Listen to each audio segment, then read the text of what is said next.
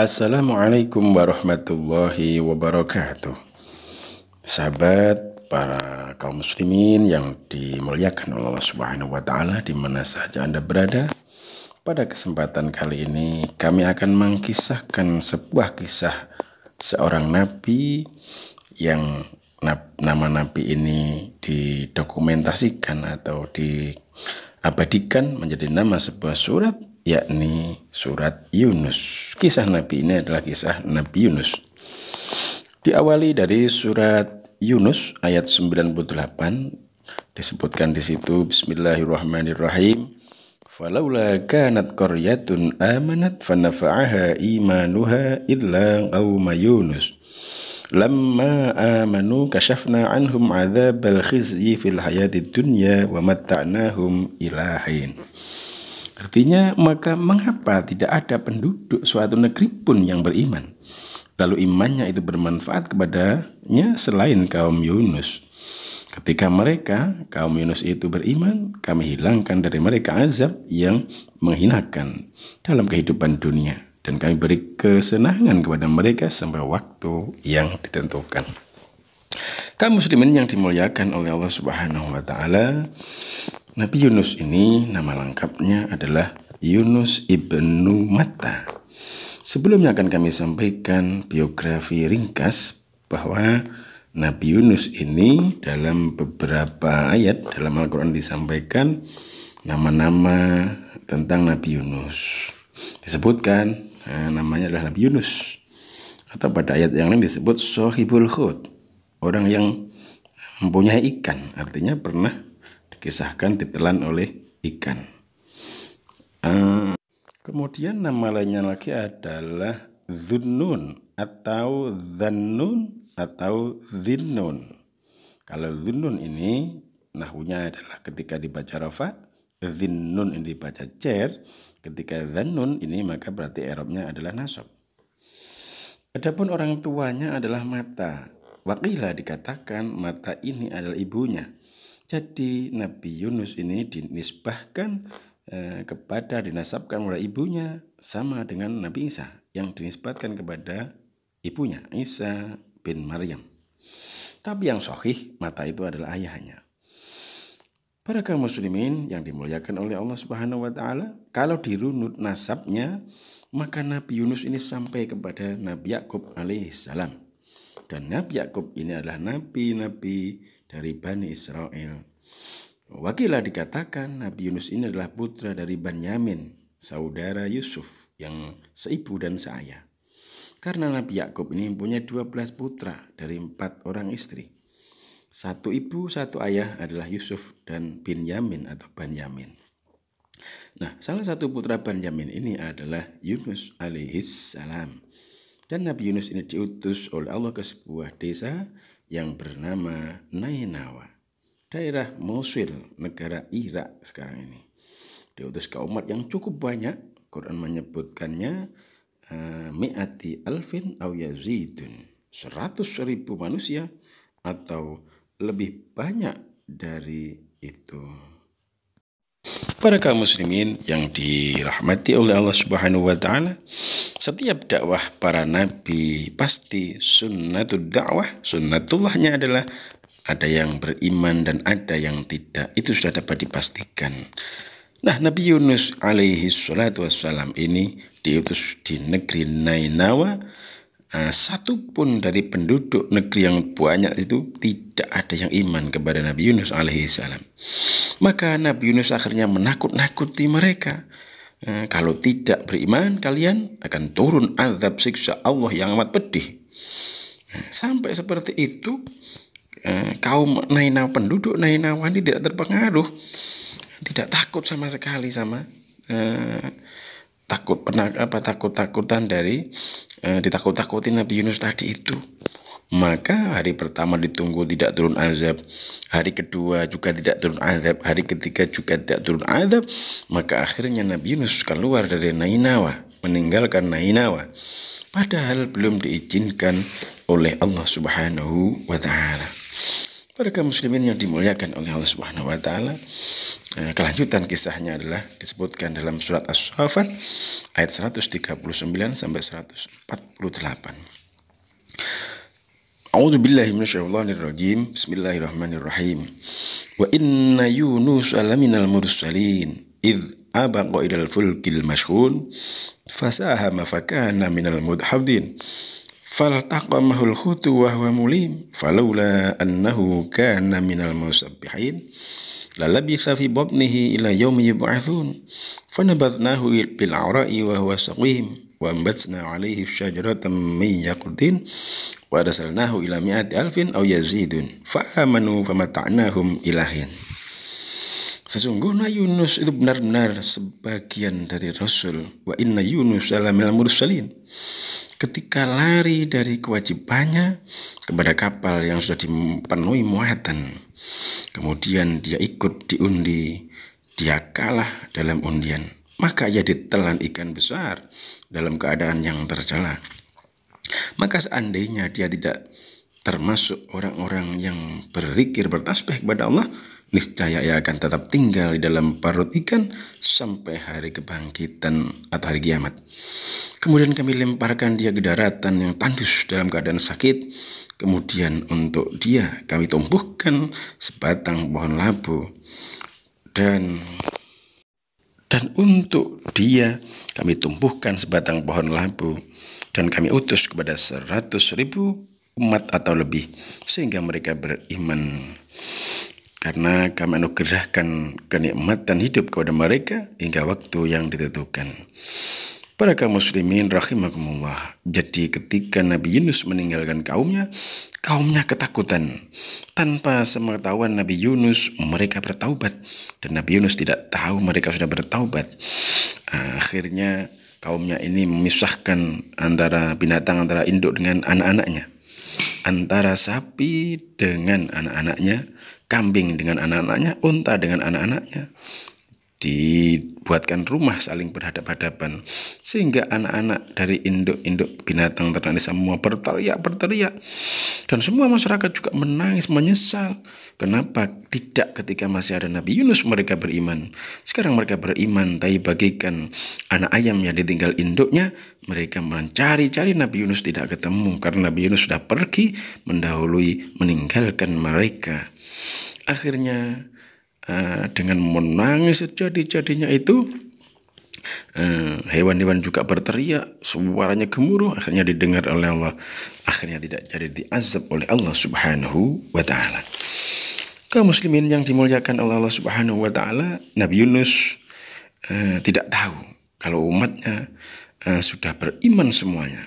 Nabi Yunus sudah ada di atas perahu, perahunya penuh sekali, ombak luar biasa besar menghantam perahu. Akhirnya perahu ini oleng dan berhenti tanpa sebab di tengah lautan. Semua khawatir, semua takut, karena hanya ada dua kemungkinan. Satu, kemungkinan yang pertama akan tenggelam dan semuanya akan mati, semua yang ada di dalam perahu tersebut. Yang kedua, semua barang muatan harus dilempar ke dalam laut untuk mengurangi muatannya. Para hadirin dimuliakan oleh Allah Subhanahu wa taala, akhirnya semua muatan dibuang ke lautan. Tapi ternyata perahu masih tetap tidak berjalan dan jumplang. Rupanya harus ada yang dibuang ke lautan. Siapa itu? Maka diadakanlah sebuah qur'ah. Qur'ah itu undian. Yang keluar undiannya, yang kena koclok, maka harus melemparkan diri ke lautan. Nah, akhirnya termasuk Nabi Yunus ini yang terakhir keluar koclok. Nabi Yunus harus dilemparkan ke lautan. Orang-orang ini ngerti kalau Nabi Yunus ini adalah seorang yang soleh. Mereka semua tahu Nabi Yunus ini orang yang soleh, maka jangan diundi lagi. Ternyata keluar nama Nabi Yunus lagi, diundi lagi, ya Nabi Yunus lagi.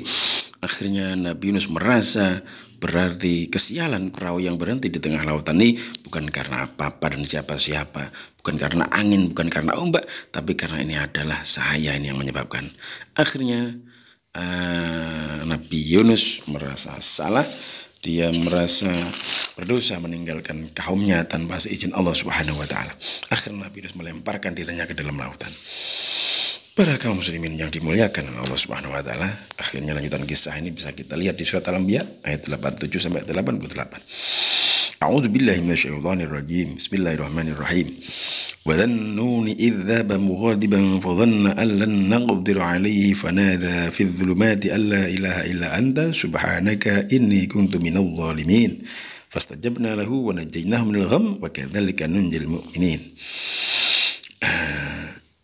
Dan Nabi Yunus ketika meninggalkan umatnya dalam keadaan marah dan dia mengira bahwa Allah tidak akan mempersempitnya, dia berdoa kepada Allah, bermunajat kepada Allah dalam keadaan kegelapan. Bagaimana tidak gelap dalam laut, malam hari dalam perut ikan lagi. Akhirnya Nabi Yunus bermunajat kepada Allah, berdoa kepada Allah, Allah ilaha illa anta subhanaka inni kuntu minadh dhalimin.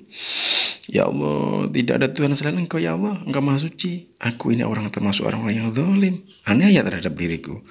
Akhirnya fastajabna lahu, aku Allah mengabulkan doa Nabi Yunus dan menyelamatkannya dari kesusahan, dari keprihatinan. Dan seperti itulah aku akan menyelamatkan orang-orang yang beriman kepadaku. Nabi Yunus terjun, Allah wahyukan kepada ikan besar. Mungkin kalau sekarang ini ikan paus. Hai paus, kamu telanlah Nabi Yunus itu yang melompat dari kapal itu. Tapi jangan kau makan dagingnya, jangan kau patah-patahkan tulangnya. Ditelan saja agar ia tetap hidup. Kaum muslimin yang dimuliakan oleh Allah Subhanahu wa taala, di tiga kegelapan fi dzulumati itu ada tiga kegelapan. Dalam tafsir disebutkan apa tiga kegelapan itu? Malam hari, kemudian berada di tengah lautan, kemudian di perut ikan. Betapa sangat gelap sekali. Kegelapan di atas kegelapan. Wakilah dan ada yang mengatakan selamanya Nabi Yunus dalam perut ikan itu adalah, ada yang mengatakan sebentar, ada yang mengatakan 3 hari, salah satu ayam, ada yang mengatakan arba'una yauman, 40 hari. Kemudian dimuntahkan Nabi Yunus dalam keadaan sakit dan lemah. Bagaimana tidak lemah? Bagaimana tidak lemah? 3 hari tidak makan, bahkan 40 hari tidak makan, dalam keadaan yang lemah sekali. Kemudian di dalam ikan, dalam perut ikan itu Nabi Yunus mendengar suara-suara tasbih. Inilah Allah akan memuliakan Nabi Yunus. Jadi di dalam perut ikan Nabi Yunus mendengar suara-suara apa berasal dari ikan-ikan yang bertasbih, kemudian batu-batuan, karena semua makhluk ini bertasbih. Allah Subhanahu wa taala berfirman, Bismillahirrahmanirrahim. Wa im min kulli syai'in illa yusabbihu bihamdihi walakin la tafqahuna tasbihahum. Bahwasanya semua makhluk ini bertasbih kepada Allah, tapi engkau manusia tidak tahu bagaimana tasbih mereka. Nabi Yunus berusaha duduk dan sujud. Dan Nabi Yunus mengerti tidak ada orang yang bersujud di dalam perut ikan kecuali hanya dia. Dan berdoa kepada Allah, La ilaha illa anta subhanaka inni kuntu minadh dhalimin. Ketika dibaca doa ini, maka melesrah doa ini sampai ke langit. Malaikat-malaikat mendengar. Ini suara apa? Akhirnya suara ini adalah suara yang sangat ma'ruf, terkenal, tidak asing lagi bagi mereka. Ya Allah, ini suara apa? Allah menjawab bahwasanya itu adalah suara Nabi Yunus. Akhirnya malaikat minta syafaat kepada Allah Subhanahu wa taala untuk menyelamatkan Nabi Yunus. Maka Allah mengabulkan, akhirnya menaikkan ikan itu lalu memuntahkannya. Nabi Yunus lemah sekali, tidak makan, berdiri saja tidak sanggup. Maka akhirnya Allah memberikan kenikmatannya, memberikan pertolongannya. Wa ambatna alaihi syajaratan min yaqutin. Akhirnya Allah menumbuhkan pohon-pohon labu yang rindang, keluar buah-buahnya. Nabi Yunus makan sampai kenyang, akhirnya kuat lagi. Kemudian para kaum muslimin, kaum muslimat di mana saja berada yang dirahmati Allah Subhanahu wa taala, akhirnya Nabi Yunus kembali ke Nainawa, berdakwah di sana dan semua penduduk sudah beriman kepada Allah Subhanahu wa taala. Wa arsalnahu ila mi'ati alfin aw yazidun. Diutus kepada 100.000 orang atau lebih penduduk Nainawa ini, karena semuanya mata-mata hidayah dari Allah Subhanahu wa taala. Pada kaum muslimin yang dimuliakan Allah Subhanahu wa taala, dari kisah Nabi Yunus ini dapat kita petik pelajaran yang pertama. Disebutkan dalam ayat Al-Qur'an bahwasanya bismillahirrahmanirrahim. Fasbir li hukmi rabbika wa la takun ka sahibil hud idh nada wa huwa maghdum laula an tadarakahu ni'matun min rabbi lanubidha bil 'ara'i wa madmum fajtabahu rabbuhu faj'alahu minas shalihin. Jadi ada pelajaran sabarlah, karena berdakwah itu pasti ada rintangan dan ujian, maka diperlukan kesabaran. Ini Allah memberikan firman-Nya kepada Nabi Muhammad SAW, wahai Nabi Muhammad, bersabarlah menjalankan hukum-hukum dari ketetapan dari Tuhanmu. Jangan kau seperti orang yang punya ikan, yaitu Nabi Yunus, manakala dia berdoa kepada Allah dalam keadaan marah kepada umatnya. Seandainya dia tidak disusuli nikmat Allah, maka dia akan dibuang di tanah yang tandus dalam keadaan yang tercela terhina. Allah akhirnya memilihnya dan menjadikannya orang termasuk nabi-nabi yang soleh di antara hamba-hambanya. Jadi dalam berdakwah kita harus bersabar, karena pasti ada ujian-ujian. Ujian itu adalah bentuk kasih sayang dari Allah Subhanahu wa Ta'ala untuk meningkatkan derajat kita kepada Allah Subhanahu wa Ta'ala. Dan pelajaran yang kedua adalah doa Nabi Yunus ini adalah doa yang luar biasa. Nabi Yunus ini diibaratkan orang kesusahan adalah susah di atas susah, gelap hati di atas gelap. Kenapa? Di dalam tengah malam, di tengah lautan, di dalam perut ikan lagi. Mana ada kesusahan yang melebihi susahnya Nabi Yunus alaihissalam. Tapi dengan doa Nabi Yunus ini, maka semua kesusahannya dihilangkan oleh Allah Subhanahu wa Ta'ala. Maka ini bisa kita buat untuk berzikir, kita istiqamahkan, kita berzikir kepada Allah, la ilaha illallah subhanaka inni kuntu minadh dhalimin, agar kita dihilangkan, dikeluarkan, diberi solusi dari semua kesusahan kita, diberi jalan keluar yang terbaik menurut Allah Subhanahu wa Ta'ala. Demikian, mudah-mudahan ini bisa bermanfaat. Barokah fid dunya wal akhirah. Terima kasih, mohon maaf, akhiran wa'afu minkum. Assalamualaikum warahmatullahi wabarakatuh.